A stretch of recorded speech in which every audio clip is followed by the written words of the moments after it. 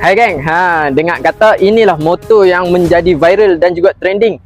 Betul ke? Jom kita tengok apa yang bestnya dengan motor ni. Ini adalah Z15 GT, keluaran daripada Modenas, iaitu anak tempatan kita. Z15 GT ni datang dengan 149.8 cc dan juga menghasilkan 16.8 horsepower per, antara super moped yang tinggi juga dia punya horsepower. Dan motor ni juga dilengkapi dengan 6 gear. Bukan biasa-biasa geng. Apa yang menariknya? Jom kita tengok lagi. Z15 GT ni di bahagian hadapan dilengkapi dengan single disc brake dan juga ABS.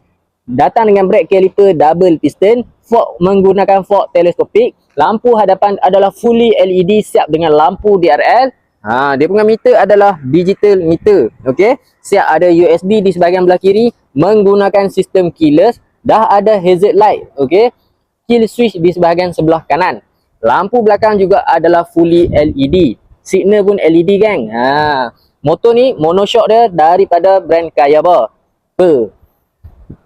Jadi kepada adik-adik, abang-abang ataupun akak-akak yang mencari Z15 GT ni, cepat isi beg biru dekat bawah sebab stok sangatlah limit.